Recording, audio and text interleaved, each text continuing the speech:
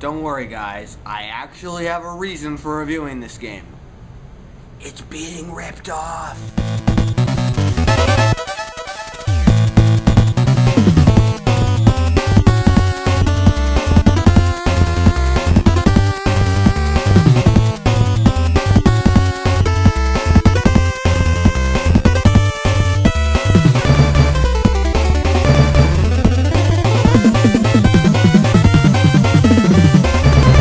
You know, it's funny. Everybody has been saying that this new PlayStation Battle Royale game or whatever is ripping off Super Smash Bros. But they don't realize that if it's ripping off anything, it's ripping off Shrek Superslam. I mean, just think about it. None of you have played it, but I'll tell you what this game's about. It's about where you hit people to fill up a meter to get an ultra-powerful attack to score points and win. Does that sound familiar to anybody who has seen the PlayStation All-Stars demo? But you know what's really sad? I'm probably the only person who have noticed this. You're not the only one. No, leave. What did I ever do? You shot me in the face. Twice. Oh, that's just water under the bridge. Besides, you need someone for the multiplayer parts. No, I'll just get someone else.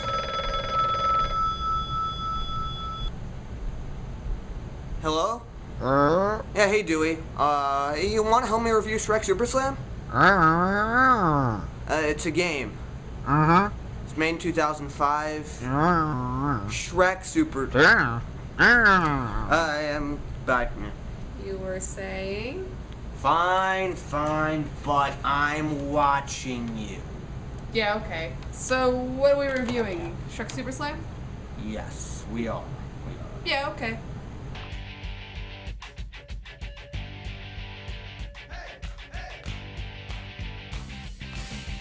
This game was made in between the release of Shrek 2 and Shrek 3. In other words, this game was released when Shrek was still a fantastic animated franchise. You and 3 other players fight in one of 16 3D fighting stages with 20 characters to choose from. I usually go over the story first in my reviews, but to be honest, it's far from the main attraction, so let's just start with explaining the fight mechanics. X jumps, and there's also a double jump. Heck, a couple characters actually have a triple jump. Square attacks, triangle special attacks, and circle throws. You can throw your opponents, or just chuck random objects at your enemies. Sup? You evade dash with the right analog stick, air dash with the square and the left analog stick, but boy, it can be really tricky to pull that off without performing a ground attack instead. I say it takes practice. I can do it with no problem at all, but you almost never use it. Lucky me. You can also block with R1, and while it can be very useful in breaking your opponent's combos, don't get too comfortable, because some combos are block breakers. Don't block these, or you're screwed. Speaking of combos, each character has their own unique set of moves. All of these combos are done with just 2 buttons, square and triangle. This makes them easy to remember and experiment with. And that when the fight is loading, player 1's combo tree is shown. The other players are just screwed over, but regardless, the combo system is fantastic. All of these moves serve to fill up your slam meter, which is located at the bottom of your screen. Rather than having health bars or lives, this game operates on a point system. Basically, when that meter fills up, you can execute your character's slam. It is a unique and usually very devastating move. If your opponent gets caught by it, that's a point to you and a point from them. But don't worry, the other players are free to attempt to get out of your way. This usually means getting the higher ground, which is when the air dash really comes in handy. The slammer only gets a few tries to hit his opponents before his meter goes all the way down, and if you're feeling ballsy, you can attack the person with a full meter to bring it back down. The matches are timed, so whoever has the most points by the end wins. There are also a couple of other competitions. King of the Hill has 2 players duke it out on a very slippery mountain. The first person to be on the hill for a total of 30 seconds wins. I don't like this mode. Well, I kinda do, but it's nowhere near as fun as the main mode, and only one hill is a bit disappointing. The other competitive mode is Slamageddon. It's basically where every move is a slam. I hate this mode when I'm playing against you. Oh, why would that be?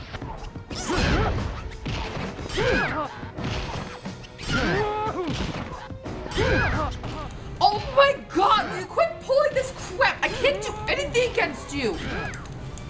You're not letting me move. Come on. This is ridiculous. I'm serious. Cut it out. So that's how the fighting works, and it's fun as hell, especially with a friend or two.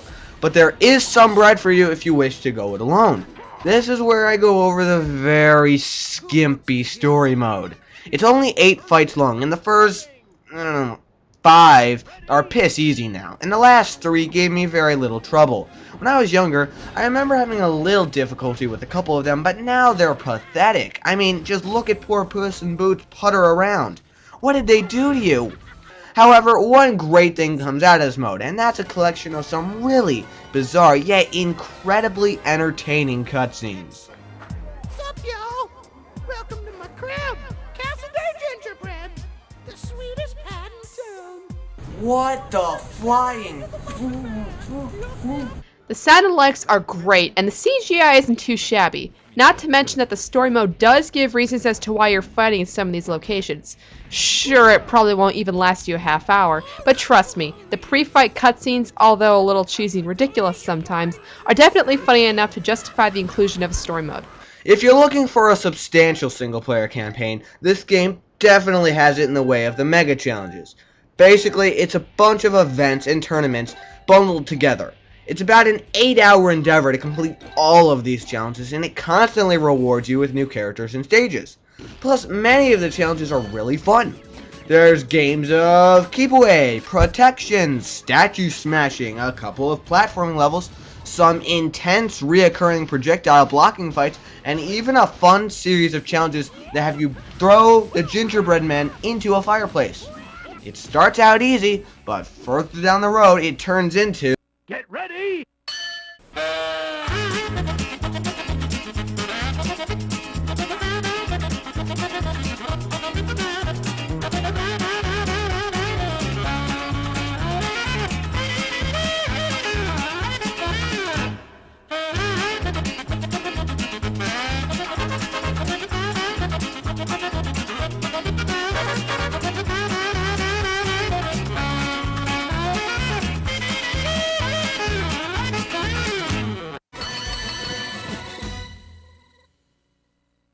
You lose!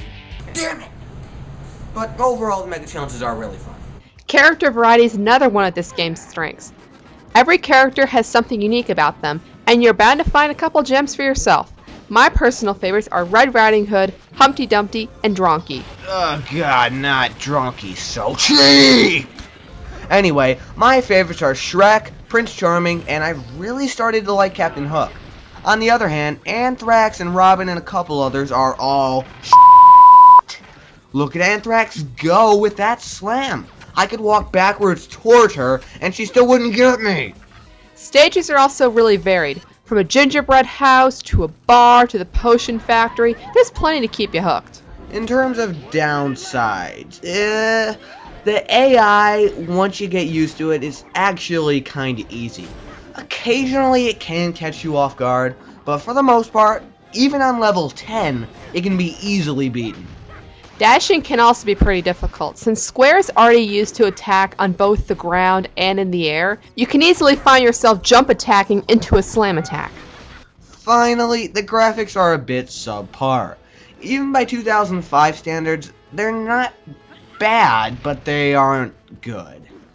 In general, I would say that this game is a blast. It's challenging, replayable, and packed with stuff to do.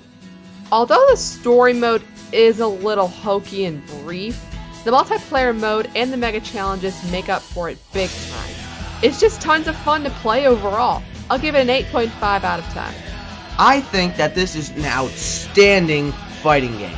The controls are terrific, minus the dashes, and even those you'll get.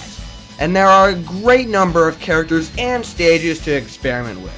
The music's great, and as a well-made fighting game, the multiplayer is really damn awesome. If you have a multi-tap, then go nuts with 3 other friends, you'll have a blast. And the mega challenges definitely make this game worth checking out even for solo players. My score is a 9 out of 10. Yeah, I know I don't usually rate higher than my sister, but I really think that this game is terrific, and you should definitely pick it up, even if you're not a fan of Shrek. So, thank you helping me review Shrek Superslam. I really appreciate it. Oh, it's no big deal. It was a lot of fun. Yeah, I had fun too, and you know what? We actually finally got along. We're actually not shooting each other here. I know, with the exception of the Slamageddon part. Oh yeah.